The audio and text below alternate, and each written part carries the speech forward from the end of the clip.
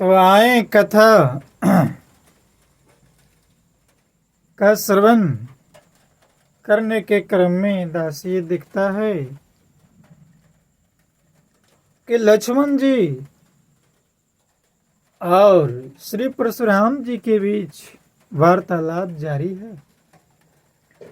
श्री परशुराम भगवान का क्रोध आसमान को छू रहा है और लक्ष्मण जी मीठे मीठे मुस्कान से उनके क्रोध रूपी अग्नि में थोड़ा थोड़ा नहीं बार बार डब्बा घी डाल दे रहे हैं, जिससे वो क्रोध जो है परशुराम जी का धधक जा रहा है, मानो फूलझड़ी छोड़ रहे हैं।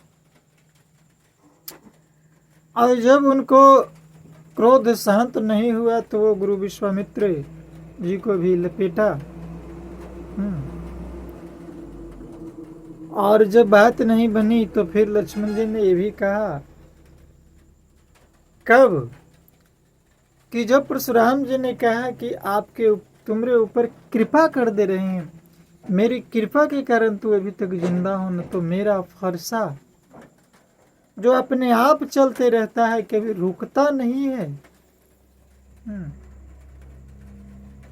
वो आज बात नहीं मान रहा है सिर्फ मेरी कृपा के ऊपर। तो लक्ष्मण जी ने कहा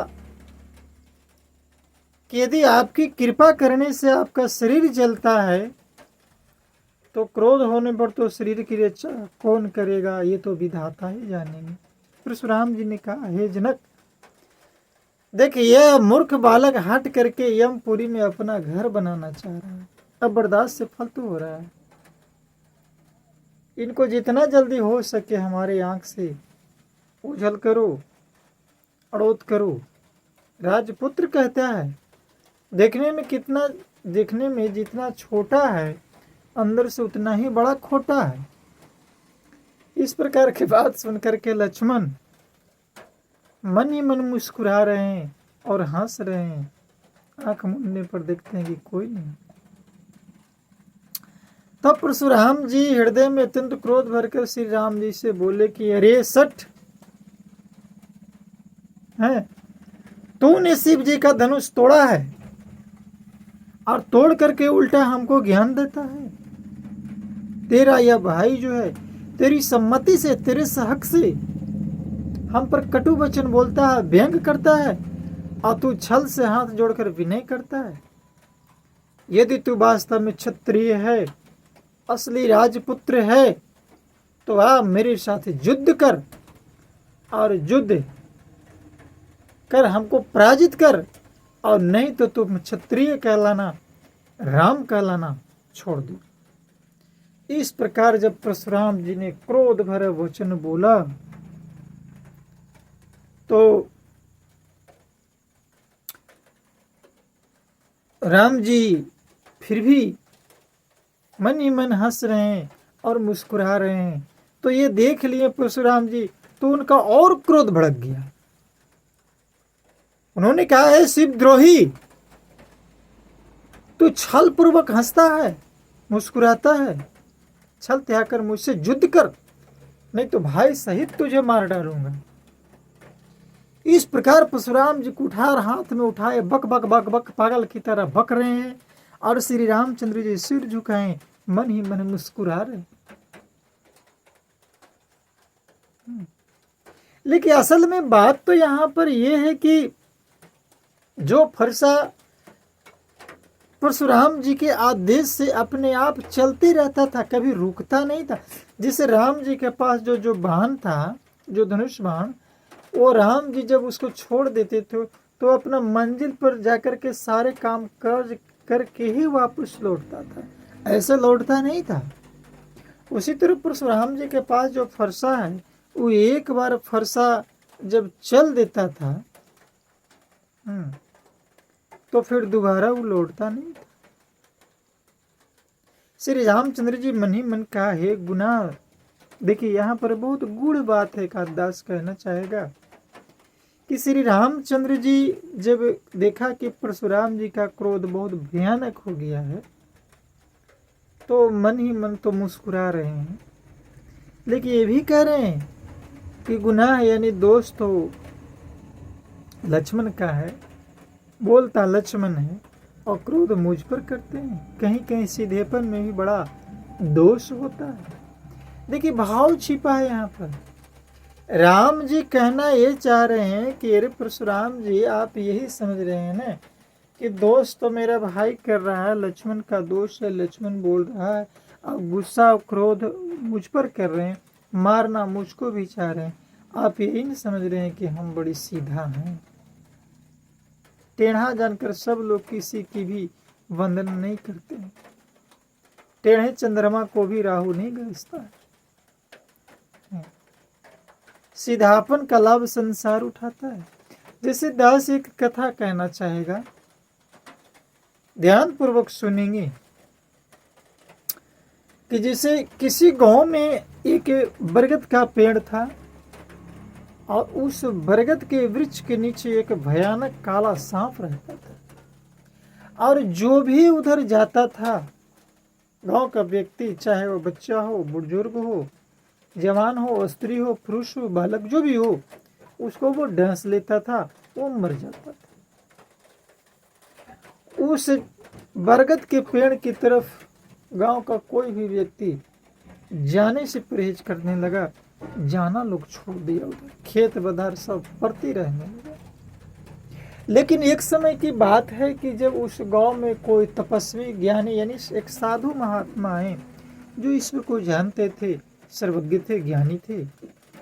लोगों ने अपना विचार उस ज्ञानी महापुरुष के पास रखा कि देखिए, जो गांव के पूर्व दिशा में एक बरगद का पेड़ है, वहां पर एक काला नाग रहता है जो कोई भी यानी बड़ी व्यक्ति को वहां डस लेता है, लेकिन वो हट नहीं रहा है, बहुत भयानक।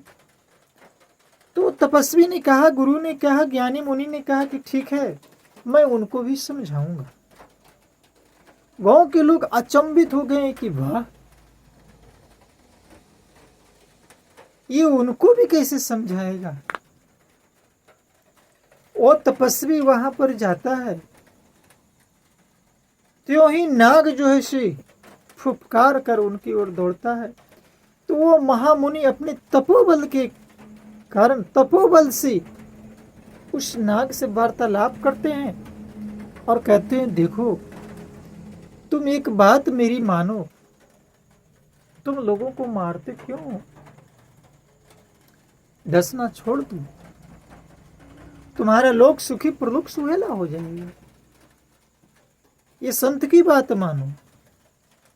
तो नाग ने वचन दिया कि ठीक है, आज से बाद हम किसी को डसेंगे नहीं। साधु महात्मा इतना कहकर के वहां से चले गए। दूसरे दिन से लोग धीरे धीरे उधर जाने लगे। नाग बेचारा चुपचाप पड़ा रहा।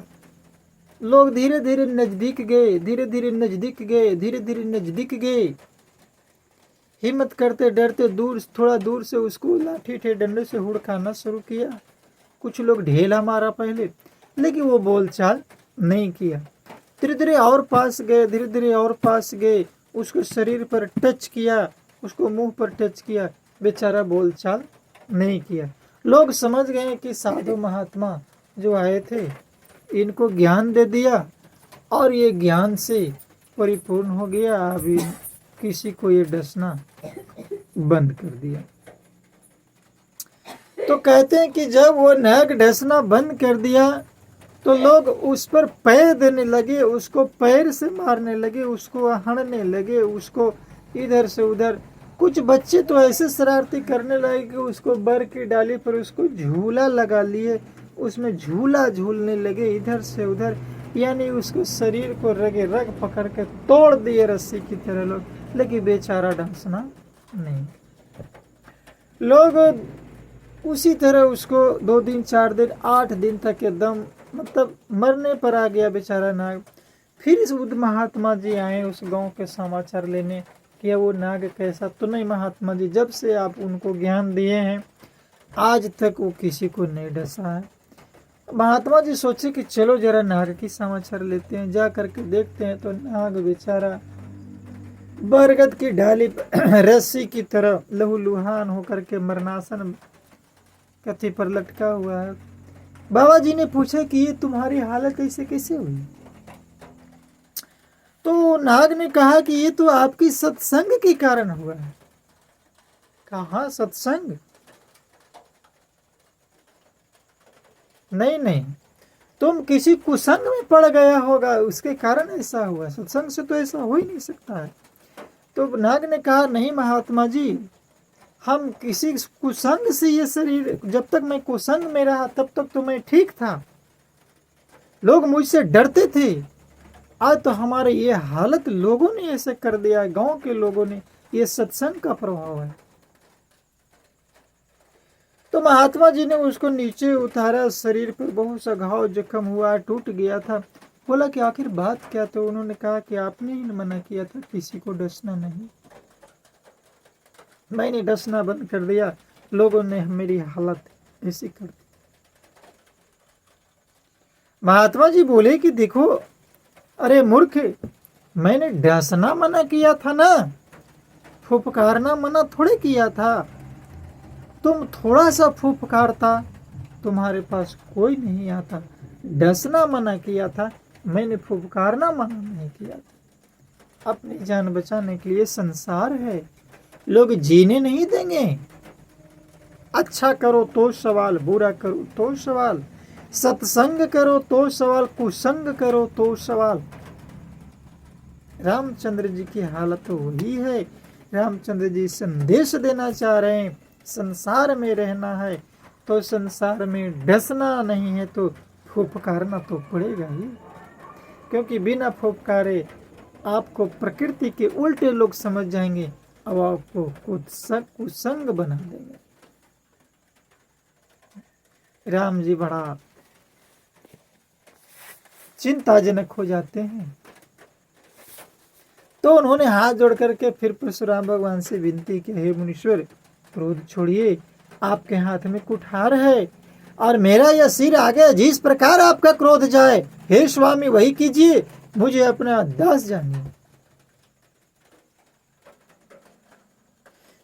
तब जाकर के फिर कहा उन्होंने कि स्वामी और सेवक में युद्ध कैसा? हे ब्राह्मण श्रेष्ठ, क्रोध का त्याग कीजिए। आपका वीरों का सा वेश देखकर ही बालकों ने कुछ कहा डाला, वास्तव में उसका भी कोई दोष नहीं है।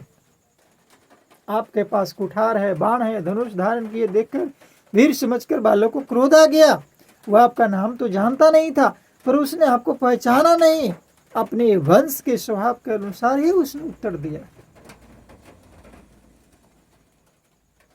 है। यदि आप मुनि की तरह आते तो हे स्वामी, बालक आपके चरणों के धूली बन जाता, मस्तक पर धारण करता। अनजाने की भूल को क्षमा कीजिए। ब्राह्मणों के हृदय बहुत अधिक दया होनी चाहिए। हे नाथ, हमारी और आपकी बराबरी कैसे? कहिए न, कहाँ आपका चरण, कहाँ मस्तक, कहाँ मेरा छोटा सा नाम है राम और आपका बड़ा सा नाम है परशुराम। राम ने बहुत प्रकार से उनको समझाने की कोशिश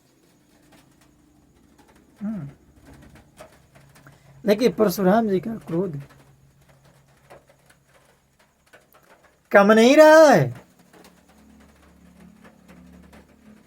उन्होंने तो यहां तक कहा कि हमारे पास तो एक ही धनुष बाण है, आपके पास तो 9 गुण है, सम, दम, तप, शौच, क्षमा, सरलता, ज्ञान, विज्ञान, वास्तविकता। हम तो सब प्रकार से आपसे हारे हैं। हे विप्र, हमारे अपराधों को क्षमा कीजिए।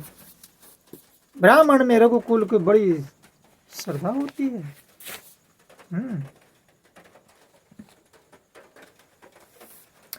इस प्रकार जब राम ने बार बार विनती किया, ब्राह्मण कहा, गुरुदेव कहा, पूजनीय कहा, क्षमा मांगा, बहुत प्रकार से बड़ाई किया, लेकिन फिर भी मुनि का क्रोध शांत नहीं हुआ। बार बार मुनि भी प्रिबर कहा राम सन राम, बोले भृगुपति सरोस हसी, तहु बंधु सब बाम। श्री रामचंद्र जी ने परशुराम जी को बार बार मुनि और विप्रवर कहा। तब भृगुपति परशुराम जी कुपित होकर और मन ही मन हंस करके बोले, तू भी अपने भाई के समान ही टेढ़ा है यार। तू मुझे निरा ब्राह्मण ही समझता है। मैं जैसा विप्र हूँ तुझे सुनाता हूँ। धनुष को नुमा बाण को आहुति और मेरे क्रोध को अत्यंत भयंकर अग्निजान चतुरंगी सेना। इस प्रकार न जाने ये क्या बोलते हैं परशुराम जी, बहुत अपने आप को। तब राम ने जब देखा कि अब सीमा को पार कर रहे हैं, परशुराम जी कहा कि प्रभु मुनि, आपका क्रोध जितना बड़ा है ना, मेरा दोष मेरी भूल बहुत छोटी सी है। जितना बड़ा आपको क्रोध है उतना बड़ा तो मेरा भूल भी नहीं है। छूते ही टूट गया, धनुष टूट गया, तो मैं क्या करूं?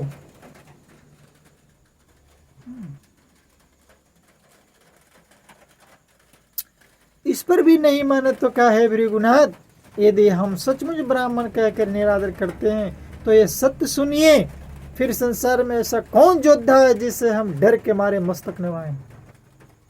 उन्होंने कहा कि ब्राह्मणों के प्रति रघुकुल में बहुत बड़ी श्रद्धा होती है। मैं ब्राह्मण से कभी युद्ध नहीं करता। आगे दास ये भी बताएगा कि ब्राह्मण गौ भगवान के भक्त,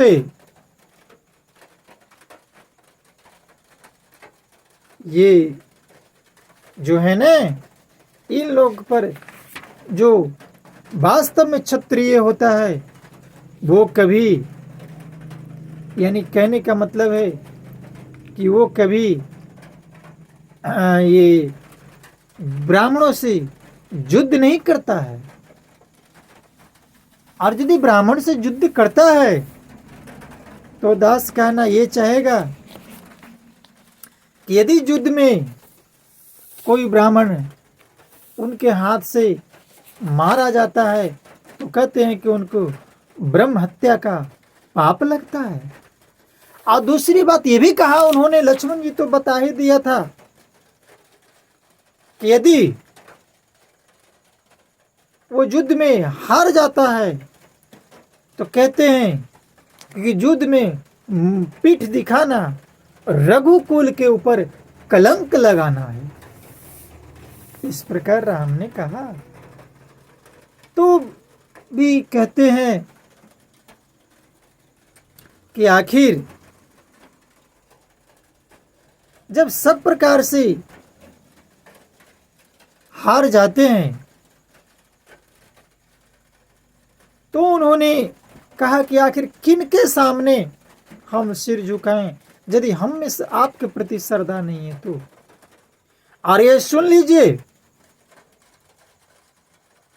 रघुकुल का हूं, क्षत्रिय हूं, और रघुकुल का एक छोटा सा बच्चा भी जिस रणभूमि में उतर जाता है वहां यदि काल भी मौजूद होता है तो मेरी बात भी सुन लीजिए, आप ब्राह्मण है, ब्रह्म हत्या के पाप के डर से हम आपसे युद्ध नहीं करेंगे, आप कितनों भी लड़कारिए। क्योंकि रघुकुल का यह कसम है, सूर्य कुल है कि यदि मारा जाते हैं आप तो ब्रह्म हत्या का पाप लगता है, और यदि हमें कुछ हानि होती है तो रघुकुल के ऊपर कलंक लगता है। इसलिए हम आपसे लड़ेंगे नहीं। और ये भी सुन लीजिए, यदि रण में उतर गए तो काल भी यदि सामने आता है तो काल से भी रघुकुल का राम लड़ता है, और काल को भी नहीं बख्शता है। इस प्रकार जब उन्होंने कहा कि ब्राह्मण कुल के प्रति इतनी श्रद्धा, तो हो न हो ये कोई ईश्वरीय अवतार ही होंगे, क्योंकि भगवान के सिवाय किसी पर भी ब्राह्मणों के प्रति इतनी श्रद्धा नहीं होगी।